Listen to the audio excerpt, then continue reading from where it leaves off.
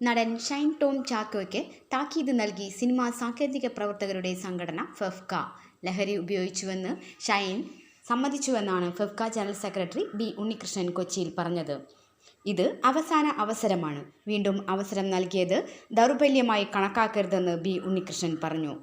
ഷൈന് നൽകുന്നത് അവസാന അവസരമാണ് എന്നും ഫെഫ്ക പറഞ്ഞു. ഇനി ആവർത്തിച്ചാൽ കർശനമായ നടപടിയെന്നും ഫെഫ്ക ഭാരവാഹികൾ വ്യക്തമാക്കി.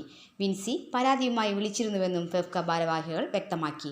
മലയാള സിനിമയിൽ ലഹരി മാഫിയ പിടിമുറുക്കി എന്ന രീതിയിലാണ് നിരന്തരം വാർത്തകൾ വരുന്നത്. എന്നാൽ മലയാള സിനിമാ രംഗം അടുത്ത 2-3 മാസങ്ങളിൽ നിലയ്ക്കും എന്ന അവസ്ഥയിലാണ്.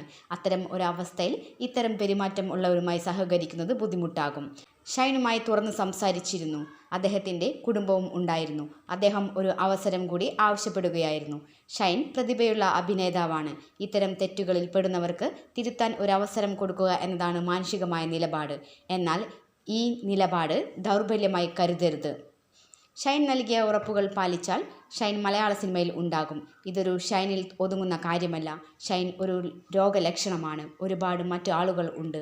ഇത്തരക്കാർക്കെതിരായ പരാതി ഫെഫ്കയും നിർമ്മാതാക്കളുടെ സംഘടനയ്ക്കും ലഭിച്ചിട്ടുണ്ട്.